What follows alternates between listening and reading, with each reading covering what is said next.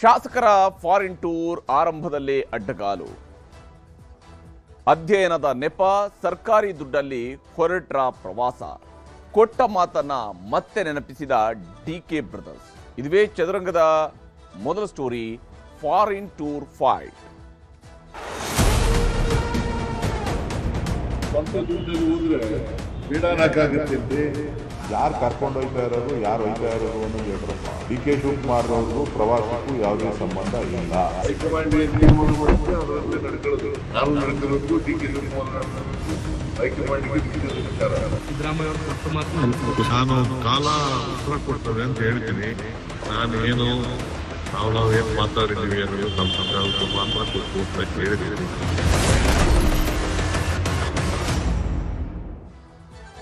ಹೀಗೆ ಇಲ್ಲಿ ಈಗಾಗಲೇ ರಾಜ್ಯ ಸರ್ಕಾರದ, ಅದರಲ್ಲೂ ವಿಶೇಷವಾಗಿ ಆಡಳಿತ ಪಕ್ಷದ ಶಾಸಕರುಗಳು, ಸರಿಸುಮಾರು 25ಕ್ಕೂ ಹೆಚ್ಚು ಜನ ಶಾಸಕರು ಫಾರಿನ್ ಟೂರ್ಗೆ ಹೊರಟು ನಿಂತಿದ್ದಾರೆ. ಪಶುಸಂಗೋಪನೆ ಇಲಾಖೆಯ ಸಚಿವರ ನೇತೃತ್ವದಲ್ಲಿ ಹೋಗ್ತಾ ಇದ್ದಾರೆ ಅನ್ನುವಂಥ ಕಾರಣಕ್ಕಾಗಿ ಇದು ಪಶುಸಂಗೋಪನಾ ಇಲಾಖೆಗೆ ಸಂಬಂಧಪಟ್ಟಂಥ ಅಧ್ಯಯನ ಪ್ರವಾಸ ಅಂತ ಕೂಡ ಹೇಳಲಾಗ್ತಾ ಇದೆ. ಮತ್ತೊಂದು ಕಡೆಯಲ್ಲಿ ಸಿಗ್ತಾ ಇರುವಂತಹ ವಿವರಣೆ, ಶಾಸಕರು ಅವರಾಗಿ ದುಡ್ಡು ಖರ್ಚು ಮಾಡ್ಕೊಂಡು ಹೋಗ್ತೀವಿ ಅಂತ ಹೇಳಿದರೆ ಬೇಡ ಅಂತ ಹೇಳೋಕ್ಕಾಗತ್ತಾ ಅಂತ. ಅಂದರೆ ಸರ್ಕಾರದ ದುಡ್ಡಲ್ಲ, ವೈಯಕ್ತಿಕವಾಗಿ ಖರ್ಚು ಮಾಡ್ಕೊಂಡು ಹೊರಟಿದ್ದಾರೆ ಅಂತ. ಇಲ್ಲಿ ವೈಯಕ್ತಿಕವಾಗಿ ಖರ್ಚು ಮಾಡ್ಕೊಂಡು ಹೊರಡೋದಿದ್ರೆ ಶಾಸಕರುಗಳೇ 15, 20, 25 ಜನ ಅಥವಾ 28, 30 ಜನ ಹೋಗ್ತಾರೆ ಅಂತ ಹೇಳಿದರೆ ಉದ್ದೇಶ ಏನು? ಅವರ ಫ್ಯಾಮಿಲಿ ಜೊತೆಗೆ ಹೋಗ್ತಾ ಇಲ್ಲ, ಬದಲಿಗೆ ಶಾಸಕರೇ ಜೊತೆಯಾಗಿ ಹೋಗ್ತಾ ಇರುವಂಥ ಈ ಪ್ರಯೋಗ ಯಾಕೆ? ಅದು ಈ ಸಮಯದಲ್ಲಿ ಯಾಕೆ ಅನ್ನುವಂತಹ ಪ್ರಶ್ನೆ ಇದ್ದೇ ಇದೆ. ಇದರ ನಡುವೆನೇ ನಾವಂತೂ ಪ್ರವಾಸವನ್ನು ಆಯೋಜನೆ ಮಾಡಿಲ್ಲ, ನಮಗಂತೂ ಗೊತ್ತಿಲ್ಲ ಅಂತ ಹೇಳಿ ಉಪಮುಖ್ಯಮಂತ್ರಿಯವರ ಕ್ಯಾಂಪ್ನಿಂದ ರಿಯಾಕ್ಷನ್ ಬಂದರೆ, ಮುಖ್ಯಮಂತ್ರಿಯವರು ಹೇಳ್ತಾ ಇದ್ದಾರೆ ಅವರಾಗಿ ಹೋದರೆ ಏನು ಮಾಡೋಕ್ಕಾಗುತ್ತೆ ಅಂತ ಕೇಳ್ತಾರೆ. ಹಾಗಾದರೆ ಯಾವ ಕಾರಣಕ್ಕಾಗಿ, ಯಾರ ಉದ್ದೇಶಕ್ಕಾಗಿ ಶಾಸಕರು ಫಾರಿನ್ ಟೂರ್ ಪ್ಲ್ಯಾನನ್ನು ಮಾಡ್ಕೊಂಡಿದ್ದಾರೆ? ಕಾಂಗ್ರೆಸ್ನಲ್ಲಿ ಇತ್ತೀಚೆಗೆ ಕೆಲವೊಂದು ಏಟು ಎದಿರೇಟು ಅನ್ನುವಂಥದ್ದು ಬಹಳ ತೀವ್ರಗತಿಯಲ್ಲಿ ಸಾಗ್ತಾ ಇದೆ. ಅದರ ಭಾಗವಾಗಿಯೇ ಈ ಫಾರಿನ್ ಟೂರ್ ಅನ್ನುವಂತಹ ಒಂದು ಅಸ್ತ್ರವನ್ನು ಮುಂದಿಡುವಂತಹ ಪ್ರಯತ್ನ ನಡೆಸಲಾಯಿತಾ ಅಂತ. ರಾಜ್ಯ ಸರ್ಕಾರದಲ್ಲಿ ಶುರುವಾಗಿರುವಂಥದ್ದು ಫಾರಿನ್ ಟೂರ್ ಫೈಟ್. ಇವ್ರು ಯಾವುದು ಲೋಕಲ್ ಇಲ್ಲ, ಫಾರಿನ್ ಟೂರ್ ಫೈಟ್. ಎಲ್ಲಿಗೆ ಹೋಗ್ತಾರಂತೆ ಅಂತ ಹೇಳಿದ್ರೆ ಆಸ್ಟ್ರೇಲಿಯಾ ಮತ್ತು ನ್ಯೂಜಿಲೆಂಡ್ಗೆ ಹೋಗ್ತಾ ಇದ್ದಾರಂತೆ. ಪಶುಸಂಗೋಪನಾ ಇಲಾಖೆಯ ಸಚಿವರು ಕೂಡ ಹೋಗ್ತಾ ಇರೋದ್ರಿಂದಾಗಿ ಇದು ಪಶುಸಂಗೋಪನಾ ಇಲಾಖೆಗೆ ಸಂಬಂಧಪಟ್ಟಂಥದ್ದ ಅನ್ನುವ ಅನುಮಾನ ಇದ್ದೇ ಇದೆ. ಒಟ್ಟು 25 ಶಾಸಕರನ್ನ ಕರ್ಕೊಂಡು ಹೋಗೋದಿಕ್ಕೆ ಹೊರಟಿದ್ದಾರೆ. ಪಶುಸಂಗೋಪನೆ ಅಧ್ಯಯನ ನಿಮಿತ್ತ ಟೂರ್ ಮಾಡ್ತಾ ಇದ್ದಾರೆ. ಇದಕ್ಕೆ ಟೀಕೆಗಳ ಸುರಿಮಳೆಯೂ ಕೂಡ ವ್ಯಕ್ತವಾಗ್ತಾ ಇದೆ. ಹಾಗಾದ್ರೆ ಇವರ ಟೂರ್ನ ಸ್ಪಾನ್ಸರ್ ಯಾರು? ಸರ್ಕಾರದ ದುಡ್ಡಲ್ಲ, ಜನರ ತೆರಿಗೆ ದುಡ್ಡಲ್ಲಿ ಹೋಗ್ತಾ ಇದ್ದಾರೆ, ಅಥವಾ ಇವರ ವೈಯಕ್ತಿಕ ದುಡ್ಡಲ್ಲಿ ಹೋಗ್ತಾ ಇದ್ದಾರೆ, ಅಥವಾ ವೈಯಕ್ತಿಕವೂ ಅಲ್ಲ, ಸರ್ಕಾರದ್ದೂ ಅಲ್ಲ, ಬದಲಿಗೆ ಯಾರಾದರೂ ಸ್ಪಾನ್ಸರ್ ಇದ್ದಾರೆ, ಗ್ರೂಪ್ ಸ್ಪಾನ್ಸರ್ ಆಗಿ ಯಾವುದೋ ಒಂದು ಬೆನಿಫಿಟ್ಗೆ ಬೇಕಾಗಿ ಈ ಶಾಸಕರನ್ನು ಫಾರಿನ್ಗೆ ಕಳಿಸ್ತಾ ಇದ್ದಾರೆ. ಎಲ್ಲಿಂದ ದುಡ್ಡು ಪೇ ಮಾಡ್ತಾ ಇದ್ದಾರೆ? ಈ ಪ್ರಶ್ನೆಗಳು ಇಲ್ಲಿ ಮೂಡುವಂಥದ್ದು ಸಹಜ. ಯಾಕಂದರೆ ಶಾಸಕರು, ಕರ್ನಾಟಕ ಸರ್ಕಾರದ ಶಾಸಕರುಗಳು, ಕುರ್ಚಿ ಬಿಕ್ಕಟ್ಟು, ಅಧಿಕಾರ ಹಂಚಿಕೆಯ ಚರ್ಚೆಗಳ ಬೆನ್ನಲ್ಲೇ ಶಾಸಕರ ವಿದೇಶಿ ಪ್ರವಾಸದ ಬಗ್ಗೆ ಈಗ ಚರ್ಚೆ ಆಗ್ತಾ ಇದೆ. ಶಾಸಕರ ವಿದೇಶಿ ಪ್ರವಾಸ ಎಲ್ಲಿಗೆ ಹೋಗ್ತಿದ್ದಾರಂತೆ? 2 ದೇಶಗಳಿಗೆ, ಆಸ್ಟ್ರೇಲಿಯಾ ಮತ್ತು ನ್ಯೂಜಿಲೆಂಡ್ಗೆ ಹೋಗ್ತಾ ಇದ್ದಾರೆ. ಯಾವ ಕಾರಣಕ್ಕಾಗಿ? ಅಧ್ಯಯನಕ್ಕಾಗಿ. ಶಾಸಕರು ವೈಯಕ್ತಿಕ ದುಡ್ಡು ಖರ್ಚು ಮಾಡಿಕೊಂಡು ಅಧ್ಯಯನಕ್ಕೆ ಹೋಗ್ತಾ ಇದ್ದಾರಂತೆ. ಪಶುಸಂಗೋಪನಾ ಇಲಾಖೆಯ ಸಚಿವರಾಗಿರ್ತಕ್ಕಂಥ ಕೆ ವೆಂಕಟೇಶ್ ಅವರ ನೇತೃತ್ವದಲ್ಲಿ ವಿದೇಶಿ ಪ್ರವಾಸ ಅಂತ ಇದನ್ನ ಹೇಳ್ತಾ ಇದ್ದಾರೆ. ಪಶುಸಂಗೋಪನಾ ಸಚಿವರಾಗಿರುವಂತಹ ಕೆ ವೆಂಕಟೇಶ್ ಅವರ ನೇತೃತ್ವದಲ್ಲಿ ವಿದೇಶಿ ಪ್ರವಾಸ ಅಂತ. ಹಾಗಾದ್ರೆ ಇಲಾಖೆಯ ದುಡ್ಡಲ್ಲಿ ಹೋಗ್ತಿದ್ದಾರೆ. ಫೆಬ್ರವರಿ 18ರಂದು ವಿದೇಶಕ್ಕೆ ಕಾಂಗ್ರೆಸ್ನ ಶಾಸಕರು ಹಾರಲಿದ್ದಾರೆ ಅನ್ನುವಂಥದ್ದು ಇಲ್ಲಿರುವ ಒಟ್ಟು ಮಾಹಿತಿ. ಫೆಬ್ರವರಿ 18ರಂದು ಮುಂದಿನ ಬುಧವಾರದಂದು ಅವರು ಹೊರಡ್ತಾರೆ ಅಂತ ಹೇಳಿ. ಅಧ್ಯಯನ ಸಂಶೋಧನೆ ನಿಮಿತ್ತ 25 ಶಾಸಕರು ಆಸ್ಟ್ರೇಲಿಯಾ ಮತ್ತು ನ್ಯೂಜಿಲೆಂಡ್ ಪ್ರವಾಸವನ್ನು ಹೊರಡ್ತಾ ಇದ್ದಾರೆ ಅಂತ ಹೇಳಿ. ಅಧ್ಯಯನ ಮತ್ತು ಸಂಶೋಧನೆ, ಅಲ್ಲಿರ್ತಕ್ಕಂಥ ವಿಚಾರಗಳ ತಿಳ್ಕೊಂಡು ಬರೋದು. ಹೌದು, ಅಧ್ಯಯನ ಮಾಡೋದಕ್ಕೆ ಹೋಗುವಂಥ ತಪ್ಪಲ್ಲ. ಆದರೆ ಯಾವ ಕಾರಣಕ್ಕಾಗಿ ಹೋಗ್ತಿದ್ದಾರೆ ಮತ್ತು ಕೇವಲ ಆಡಳಿತ ಪಕ್ಷದವರು ಮಾತ್ರ ಹೋಗುವಂತಹ ಅದ್ಯಾವ ಅಧ್ಯಯನ? ಕರ್ನಾಟಕ ವಿಧಾನಸಭೆ ಅಂತ ಹೇಳಿದರೆ ಕೇವಲ ಅದು ಆಡಳಿತ ಪಕ್ಷಕ್ಕೆ ಮಾತ್ರ ಸೀಮಿತವಾಗಿರುವಂಥದ್ದು, ಪ್ರತಿಪಕ್ಷದ ಸದಸ್ಯರುಗಳಿರೋದಿಲ್ವಾ? ಇದು ಪ್ರತಿಪಕ್ಷ ಸದಸ್ಯರನ್ನೂ ಕೂಡ ಇಲ್ಲದೆ ಆಯ್ದ ಶಾಸಕರ ಪ್ರವಾಸ ಹಿಂಗಾಗತ್ತೆ ಅಂತ. ಅಧ್ಯಯನ ಪ್ರವಾಸ, ಆಯ್ದ ಶಾಸಕರ ಅಧ್ಯಯನ ಪ್ರವಾಸ ಹಿಂಗಾಗತ್ತೆ. ಈಗಾಗಲೇ ಹಲವು ಶಾಸಕರಿಗೆ ಟಿಕೆಟ್ ಬುಕ್ ಆಗಿದೆ, ಕೆಲವರು ಕ್ಯಾನ್ಸಲ್ ಕೂಡ ಮಾಡ್ಕೊಂಡಿದ್ದಾರೆ ಅಂತೇಳಿ. ಪ್ರವಾಸಕ್ಕೆ ಹೋಗುವಂಥಕ್ಕೆ ಸಂಬಂಧಪಟ್ಟಂತೆ ಹಲವರಿಗೆ ಈಗ ಟಿಕೆಟ್ ಬುಕ್ ಆಗಿದೆ, ಕೆಲವರು ಅದನ್ನು ಕ್ಯಾನ್ಸಲ್ ಮಾಡ್ಕೊಂಡಿದ್ದಾರೆ, ಪ್ರವಾಸವನ್ನು ಕ್ಯಾನ್ಸಲ್ ಮಾಡ್ಕೊಂಡಿದ್ದಾರೆ. ಹಾಗಾದರೆ ಯಾರೆಲ್ಲ ಹೋಗ್ತಿದ್ದಾರೆ ಅನ್ನೋದ್ರ ಬಗ್ಗೆ ಇರುವಂತಹ ಸದ್ಯದ ಮಾಹಿತಿಯ ಪ್ರಕಾರ ಹೊರಟು ನಿಂತವರು ಅಂತ ಇವರನ್ನು ಕರೆಯಬಹುದು. ಪ್ರವಾಸಕ್ಕೆ ಹೊರಟು ನಿಂತವರು ಕೆ ವೆಂಕಟೇಶ್ ಅವರು, ಪಶುಸಂಗೋಪನಾ ಸಚಿವರು, ಕ್ರಿಯಾಪಟ್ಟದ ಶಾಸಕರಾಗಿರ್ತಕ್ಕಂತಹ ಕೆ ವೆಂಕಟೇಶ್ ಅವರು ಪಶುಸಂಗೋಪನಾ ಸಚಿವರು, ಅವರ ನೇತೃತ್ವದಲ್ಲಿ ಹೊರಟಿದ್ದಾರೆ. ಚಾಮರಾಜನಗರದ ಶಾಸಕರಾಗಿರ್ತಕ್ಕಂಥ ಸಿ ಪುಟ್ಟರಂಗ ಶೆಟ್ಟಿ ಅವರು ಕೂಡ ಈ ಯಾತ್ರೆಗೆ ರೆಡಿಯಾಗಿ ನಿಂತಿದ್ದಾರೆ. ಅವರು ರಾಘವೇಂದ್ರ ಹಿಟ್ನಾಳ್ ಕೊಪ್ಪಳದ ಶಾಸಕರು, ಯಶವಂತ ರಾಯಗೌಡ ಪಾಟೀಲ್ ಇಂಡಿ ಶಾಸಕರು, ಇಂಡಿ ಶಾಸಕರಾಗಿರ್ತಕ್ಕಂತಹ ಯಶವಂತ ರಾಯಗೌಡ ಪಾಟೀಲ್, ಹಾಗೆಯೇ ಇನ್ನು ಎ ಆರ್ ಕೃಷ್ಣಮೂರ್ತಿ ಅವರು ಕೊಳ್ಳೇಗಾಲದ ಶಾಸಕರು, ಕೊಳ್ಳೇಗಾಲದ ಶಾಸಕರಾಗಿರುವಂಥ ಎ ಆರ್ ಕೃಷ್ಣಮೂರ್ತಿ ಅವರು, ಇನ್ನು ರಾಯಚೂರು ಗ್ರಾಮೀಣದ ಶಾಸಕರಾಗಿರ್ತಕ್ಕಂಥ ಬಸನಗೌಡ ದದ್ದಲ್ ಅವರು, ಬಸನಗೌಡ ದದ್ದಲ್ ರಾಯಚೂರು ಗ್ರಾಮೀಣದ ಶಾಸಕರು, ಬಿ ಎಂ ನಾಗರಾಜು ಸಿರುಗುಪ್ಪ ಶಾಸಕರಾಗಿರ್ತಕ್ಕಂತಹ ಬಿ ಎಂ ನಾಗರಾಜು, ಇನ್ನು ಜೆ ಟಿ ಪಾಟೀಲ್ ಬೀಳಗಿ ಶಾಸಕರಾಗಿರ್ತಕ್ಕಂತಹ ಜೆ ಟಿ ಪಾಟೀಲ್ರು ಕೂಡ ಪ್ರವಾಸಕ್ಕೆ ಹೊರಟಿದ್ದಾರಂತೆ. ನ್ಯೂಜಿಲೆಂಡ್ ಮತ್ತು ಆಸ್ಟ್ರೇಲಿಯಾಕ್ಕೆ ಹೋಗ್ತಾ ಇರುವಂತಹ ಪ್ರವಾಸ ಇದು. ಹೀಗೆ ಇನ್ನು ಅಲ್ಲಮಪ್ರಭು ಪಾಟೀಲ್ರು, ಇನ್ನು ತುರ್ವಿಹಾಳ್ ಅವರು, ಇವರೆಲ್ಲರೂ ಕೂಡ ಪ್ರವಾಸಕ್ಕೆ ಹೋಗೋರು ಇದ್ದಾರೆ ಅಂತ ಹೇಳಿ. ಹಾಗಾದರೆ ಈ ಪ್ರವಾಸದ ಉದ್ದೇಶ ಏನು ಮಾಡೋದಕ್ಕೆ ಹೊರಟಿದ್ದಾರೆ ಅನ್ನೋಂಥ ವಿಚಾರಕ್ಕೆ ಬಂದಾಗಲೇ ಗೊತ್ತಾಗುವಂಥದ್ದು ಈ ಕುರ್ಚಿಯ ಮಿರ್ಚಿ. ಯಾಕಂದರೆ ಫಾರಿನ್ ಟೂರ್ಗೆ ಸಿದ್ದರಾಮಯ್ಯನವರ ಆಪ್ತರೇ ಗೋಚರಿಸ್ತಾ ಇದ್ದಾರೆ. ಈ ಇಡೀ ಪಟ್ಟಿಯನ್ನು ನೋಡ್ತಾ ಹೋದಾಗ ಒಂದೋ ಅವರು ನ್ಯೂಟ್ರಲ್ ಆಗಿದ್ದಾರೆ ಅಥವಾ ಸಿದ್ದರಾಮಯ್ಯನವರ ಆಪ್ತ ವಲಯದಲ್ಲಿ ಗುರುತಿಸ್ಕೊಂಡಿದ್ದಾರೆ. ಅಂತಹ ಶಾಸಕರ ಪಟ್ಟಿ ಮಾತ್ರ ಕಾಣ್ತಾ ಇದೆ. ನ್ಯೂಟ್ರಲ್ ಆಗಿರುವಂಥವ್ರು ಅಥವಾ ಸಿದ್ದರಾಮಯ್ಯನವರ ಕ್ಯಾಂಪ್ನಲ್ಲಿ ಗುರುತಿಸ್ಕೊಂಡಂಥವ್ರು. ಫಾರಿನ್ ಟೂರ್ಗೆ ಸಿದ್ದರಾಮಯ್ಯನವರ ಆಪ್ತರ ಪ್ಲ್ಯಾನ್ ಆಗಿದೆ. ಯಾಕಂದರೆ ಮೊನ್ನೆ ಒಂದು ಸುದ್ದಿ ಹರಿದಾಡ್ತಾ ಇತ್ತು. ಶಾಸನಸಭೆ ನಡೀತಾ ಇರುವಾಗ, ವಿಧಾನಮಂಡಲ ಅಧಿವೇಶನ ನಡೀತಾ ಇರುವಾಗ ಶಾಸನಸಭೆಯ ಕಾರಿಡಾರ್ಗಳಲ್ಲಿ ಹರಿದಾಡ್ತಾ ಇತ್ತು. ಶಿವಕುಮಾರ್ ಅವರ ಆಪ್ತರು ಒಂದಷ್ಟು ಮಂದಿ ರೆಸಾರ್ಟ್ಗೆ ಹೋಗ್ತಾರಂತೆ ಅಂತ ಹೇಳಿ, ಅದಕ್ಕೆ ಕೌಂಟರ್ ಆಗಿ ಇದು ನಡೀತಾ ಅಂತ ಹೇಳಿ, ಸ್ವಂತ ದುಡ್ಡಲ್ಲಿ ಹೋಗ್ತಾ ಇದ್ದಾರೆ ಅಂತೇಳಿ ಖುದ್ದು ಸಿದ್ದರಾಮಯ್ಯನವರು ಹೇಳ್ತಾ ಇದ್ದಾರೆ. ಸ್ವಂತ ದುಡ್ಡಲ್ಲಿ ಅವರು ಹೋಗ್ತಾ ಇದ್ದಾರೆ ಅಂತೇಳಿ.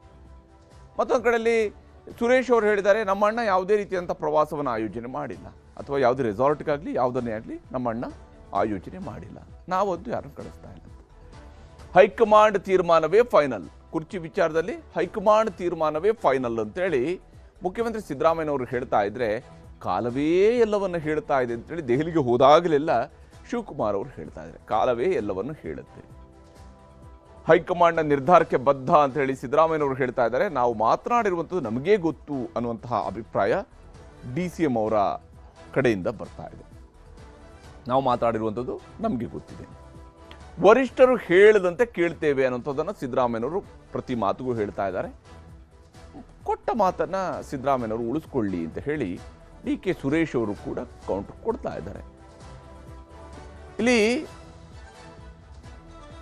CM ಸಿದ್ದರಾಮಯ್ಯನವರು, ಉಪಮುಖ್ಯಮಂತ್ರಿಯವರು, ಹಾಗೆಯೇ ಸುರೇಶ್ ಅವರು ಏನೇನು ಹೇಳಿದ್ದಾರೆ ಅನ್ನೋದು ನಿಮ್ಗೆ ತೋರಿಸ್ತೀನಿ. ಸ್ವಂತ ದುಡ್ಡಲ್ಲಿ ಹೋದ್ರೆ ಬೇಡಾನಕ್ಕಾಗತ್ತೇನ್ರಿ?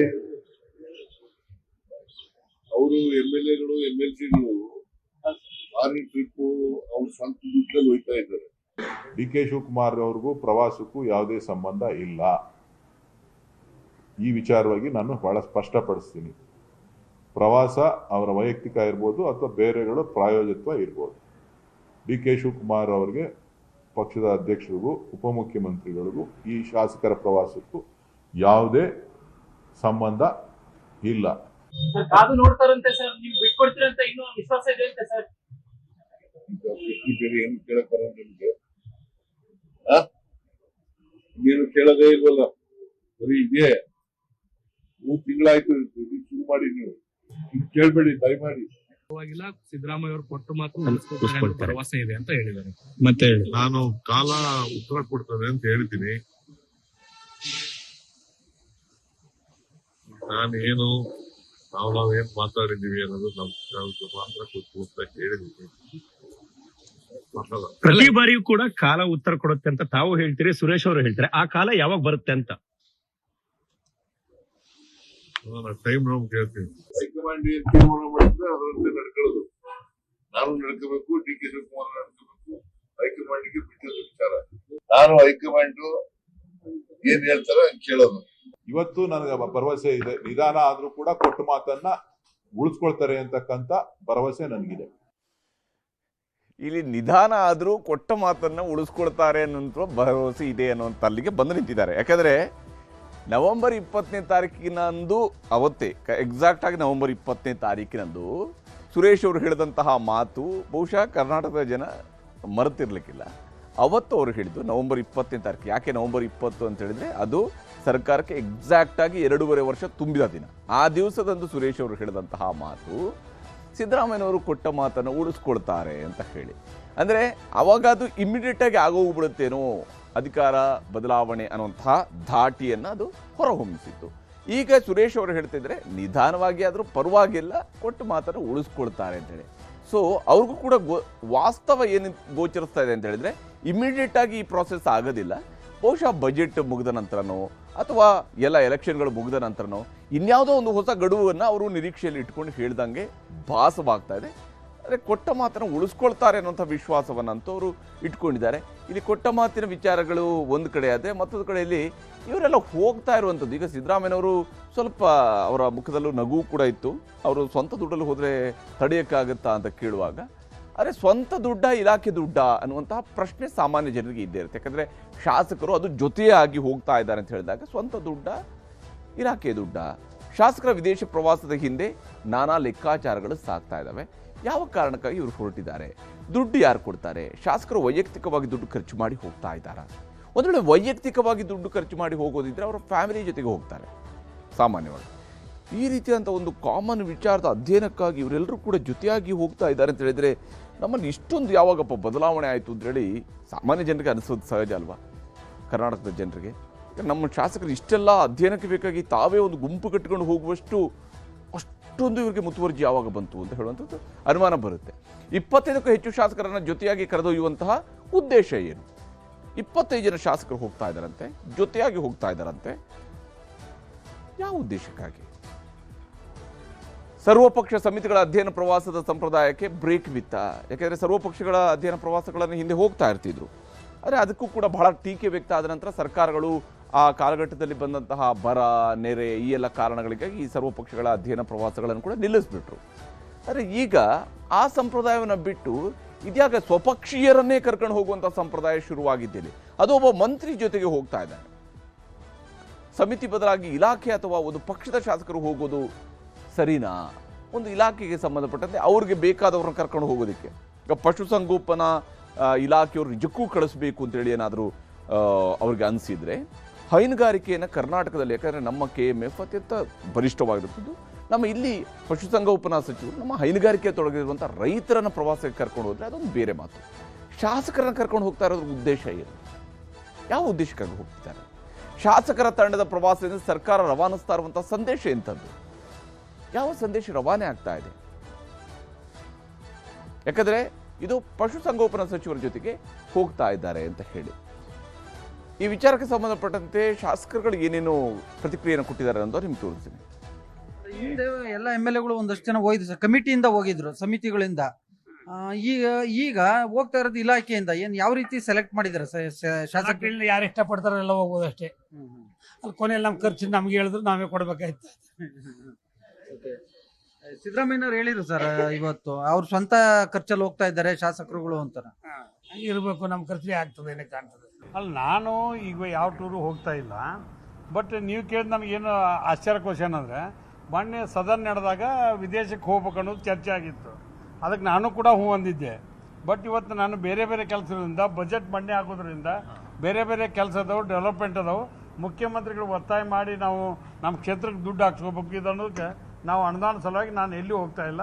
ನಮ್ಮಲ್ಲಿ ಬೇರೆ ಬೇರೆ ಸಭೆಗಳದಾವೆ ಕ್ಷೇತ್ರದ ಅಭಿವೃದ್ಧಿ ಬಗ್ಗೆ. ಮತ್ತು ಇವತ್ತು ಚುನಾವಣೆ, ಸ್ಥಳೀಯ ಸಂಸ್ಥೆ ಚುನಾವಣೆ ಬರ್ಬೋದು ಅನ್ನೋಂಥ ನಿರೀಕ್ಷೆ ಐತಿ. ಅದ್ರ ಬಗ್ಗೆ ನಾನು ಕ್ಷೇತ್ರ ಕಡೆ ಹೆಚ್ಚು ಗಮನ ಕೊಟ್ಟೇನೆ. MLA ಆಗಿದೆ ತಪ್ಪೇನ್ರಿ, ನಾವೇನು ದೇಶನೇ ಸುತ್ತಂಗಿಲ್ವೇನ್ರಿ, ಬರೀ ಕ್ಷೇತ್ರನೇ ಸುತ್ತಬೇಕಾ?